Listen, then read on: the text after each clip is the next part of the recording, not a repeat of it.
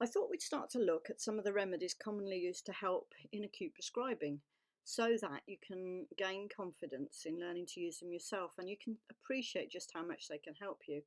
But I also want to go into them in much more detail so that you can see how they might also be used on a deeper level and how that information can help you even if you're prescribing for an acute problem.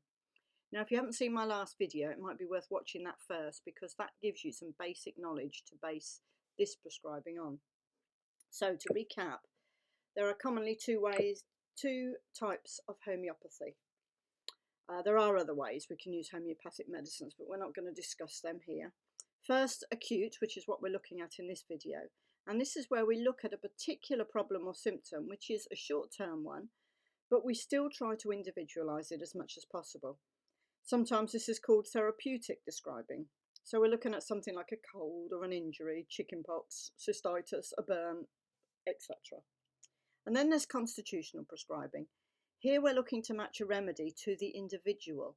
We do take into account their pathology, that's their physical symptoms, because everybody's susceptibility is different.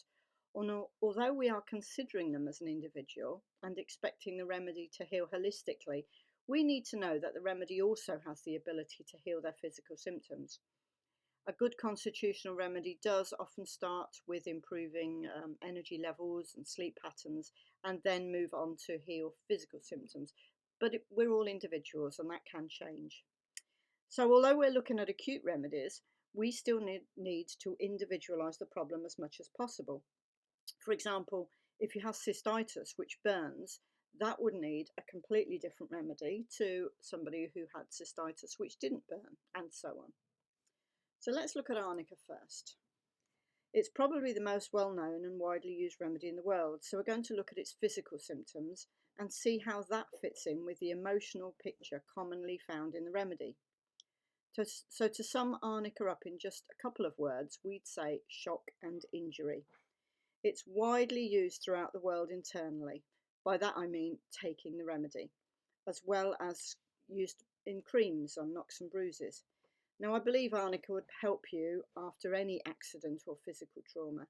It's great to take after an operation, after dental work, a car accident, a fall.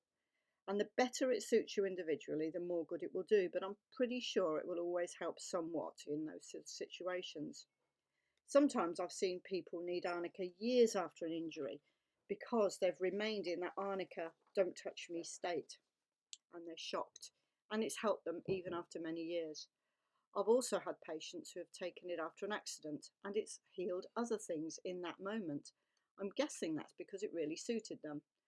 I've known of people who have been reached for Arnica for all sorts of obscure things, and strangely it's helped. More than likely because it has suited them on somewhat of a more deeper level. And if we looked in the Materia Medica for Arnica, those symptoms would be there. They just aren't known as widely. So what is this deeper level? Let's have a look at the emotional or mental picture first. Famously, the Arnica emotion is don't touch me, I'm okay. And if you think about it, when you've been injured, now I'd say superficially injured, but that's not quite right. But we're not talking about an injury where you need a life support team to save you here. And that's not to say Arnica wouldn't help at all right then, but it wouldn't be the first thing you'd think of. So imagine yourself having fallen downstairs or done something that's likely to have given you a nasty bruise or broken bone. That is often your first reaction. Leave me alone, don't touch me. And that is the perfect Arnica response. And it will help with the pain and the shock very quickly in my experience. Often we see irritability and a great oversensitivity in the Arnica picture, both understandable emotions when you've been injured. As I mentioned before, I'd use it after an operation, a tooth extraction, after childbirth. Anything which causes pain, trauma and shock to your body will almost certainly be helped by Arnica. Now, once you've passed that stage where you want to be left alone and you're now prodding your wound or bruise and showing it off, Arnica is not the remedy that you need any longer. Something to consider as well is that if you see those Arnica emotions after what you might consider hardly a bump, it would still help.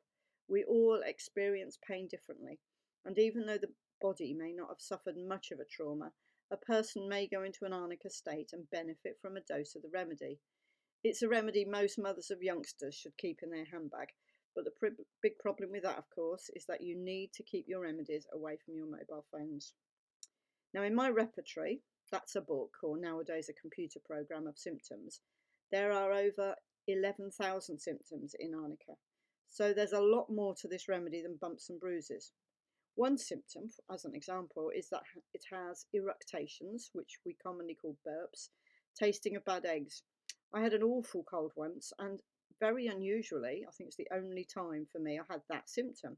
So I decided to give Arnica a go. I did just want to be left alone, but that is fairly typical of me when I feel ill. Arnica was amazing and helped clear my cold up really fast, lifting the way I felt immediately. Now, I hope that's helped you understand a little bit more about Arnica. And do remember that Arnica state, and that will help you know how good this remedy will match your injury, because there are other remedies to consider for injuries and pain, although possibly an initial dose of Arnica will still do some good before you move on to a better matched remedy. So let's go to a totally different remedy now, and later we'll look at some other pain or injury remedies. But as I mentioned Arsenicum in the last video, and it's a fabulous remedy for so many things. Let's have a look at that. So, whilst Arnica has over 11,000 symptoms, Arsenicum has over 21,000. So you can see it's good for a lot of different things. But the problems it's really famous for helping acutely are food poisoning and tummy upsets. And it's also good for hay fever and colds, and there is a lot of anxiety in this remedy. So as every tummy upset and every cold isn't helped by Arsenicum, you need to know what else to look out for to know whether this is going to be a good remedy for you. There is one big difference between homeopathy and mainstream medicine, and that is we often don't need a named diagnosis to be able to help. And even though here our named diagnosis might be as simple as a cold or diarrhea, if we see these Arsenicum symptoms or state, it wouldn't matter what we had wrong with us. So even in an acute problem, we are trying to look at the biggest picture we can see. And often, if we get this picture, it almost doesn't matter what your physical complaint is. It's likely to help somewhat. And when you consider that Arsenicum has over 21,000 symptoms, it's quite likely that your complaint might be in it anyway. So let's look at the state of Arsenicum. First, we have anxiety. Now, if you have chronic anxiety, you really do need to see a homeopath for proper long-term help. But if you think it seems to match your symptoms, it might well help your anxiety even temporarily before you get professional advice. However, if you have something like a cold or stomach problems, you would also need to see one or two of these symptoms alongside it. Some sort of anxiety around it, anxiety around your health. Anxiety about dying is actually very common. There is a weakness which is out of proportion. And when we feel ill, we often feel weak, but usually if someone needs Arsenicum, this is fairly pronounced. And there's also restlessness. Something you might notice is you keep tapping your feet as if you're agitated, or moving your body around because you're uncomfortable, or you might sleep restlessly, or you could fidget. And because of this, it's a remedy to consider for restless legs. But remember, you need to match it to those other symptoms as well, not just this one. You will often feel very chilly, but any pains or discharges you might have are often burning. So if you have a runny nose, it may be really sore beneath your nose. A sore throat might be described as a burning pain. If you are sick, it could burn a little, and so on. And the last one here, the symptom is fastidious. Now, these are people who like things just so. One of my male patients once leaned forward towards my desk, and I was a little bit alarmed, and he said, "I really hope you don't mind if I do this," and he straightened my mouse mat so that it ran parallel to my desk edge. Having something crooked or out of place bothers them, and him doing that made my job lovely and easy, because there are in fact only 121 remedies in the symptom or rubric fastidious, which might sound like a lot, but if you consider the thousands of remedies there are to choose from, that thing alone that he did cut it down for me. The caricature of an Arsenicum person is sort of office smart and well put together, but we look for that more in helping us choose a constitutional remedy, not an acute one. Now, do remember that you almost certainly won't see all of these symptoms in one person. Remember, there are 21,000 symptoms in Arsenicum, so if someone needing Arsenicum had every symptom, they wouldn't be around to tell the tale. But you do need to match 2 or 3 of these symptoms to have the best hope that it's going to help. Constitutionally, I've used Arsenicum a lot for anxiety, and it's also a remedy I've used a lot to treat cancer, but it's not the deepest acting remedy there is, so often you need to give another remedy afterwards or alongside it, but it is a fabulous remedy for so many things. So let's have a look at another remedy, completely different one, and that's Nux vomica. This is the famous hangover remedy, and I'm told it works really well to reduce symptoms or get rid of a hangover. But not being a drinker, I've got no personal advice about that, I'm afraid. Acutely, I've used it to help ladies a lot with morning sickness or any vomiting, which is really quite violent, even travel sickness. This is a really intense remedy. Someone needing Nux-vom is not going to quietly go away and quietly throw up. So typical morning sickness, which will be helped by Nux-vom, is where the lady keeps on being sick, wretchedly violently sick, and is worse in the morning, which of course is common. She feels really hungry, but then she feels worse when she eats. Often she will always have constipation, and emotionally she feels irritable.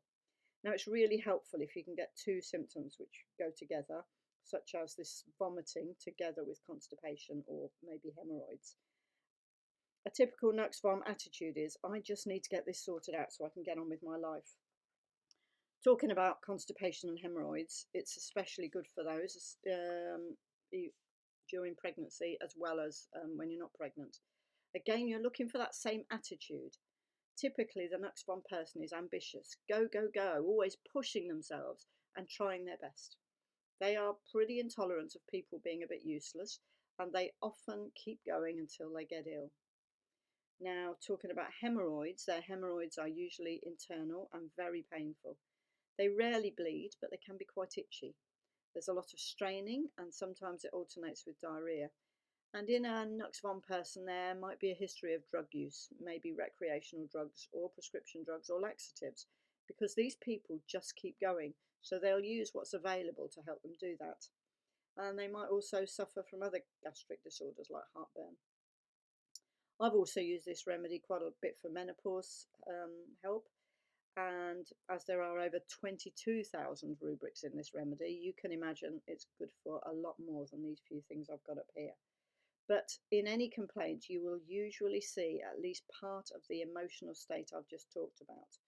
The intensity, the ambition, the intolerance to people who don't pull their weight or who don't think as quickly as they do, the impatience and the irritability. And that's what you're looking out for. So completely opposite to that, really, we've got Pulsatilla. Pulsatilla is typically a very female remedy. Not to say that a man might not need it, especially for an acute problem. Think how a man is when he has man flu. Now, let's look at the emotional state first here before we look at the physical things it might help. So you can see here on the screen, very dependent and clingy and needy. Very emotional. They often make no attempt to hide their feelings. They are affectionate and they want affection in return. And they don't want any responsibility. Often they're quite submissive. So if you think of that as the emotional state, apart from women, who do you think this remedy might be good for? It's actually a great remedy for children, and children often have some of those qualities quite naturally. So if we think of the physical things, we typically see a lot of gunk, maybe eye discharges, snotty noses, maybe too much earwax. It's excellent for conjunctivitis and earaches and colds if the patient has this emotional state. Often, the emotional state is just as important as the physical symptom. It's also a great remedy for stomach upsets and food poisoning, one that you need to differentiate from arsenicum. The emotional picture can help you do that. Pulsatilla is less anxious, more weepy, often expecting you to sort out their problem for you. Other great Pulsatilla keynotes are that they usually feel better being out in the fresh air, and they are actually pretty changeable, feeling fine and then not feeling fine. I've used it as a constitutional remedy quite often too. Now, acute remedies are typically very opposite to the constitutional remedies which someone might need. If, for example, you have quite a confident, outgoing child who gets an earache or a cold and they then get all clingy and weepy, then Pulsatilla will be a great acute remedy. And that's when a man might need it for the man flu. I've also seen patients who are more like this generally, and Pulsatilla has cured them on a very deep level. It's a great hormonal remedy. And just think how weepy you might get with PMT, or a miscarriage, or infertility. Now again, there are over 22,000 rubrics in this remedy, and it's wonderful for so many things, but you will usually see at least part of this emotional picture in the person, if it's to be a good remedy for them. So to give you a few things we might consider Pulsatilla for, we typically see it helping things like earaches, colds, conjunctivitis, sore throats, sickness and diarrhea, food poisoning and PMT. Now I hope that's given you a little bit to think about and a little bit more confidence in spotting when someone might benefit from one of those remedies. In the next video, I'd like to cover these 3 remedies here: aconite, gelsemium and ignatia. They're wonderful acute remedies. And I thought I'd tell you something about how a homeopath will choose a constitutional remedy for you. Thank you for listening.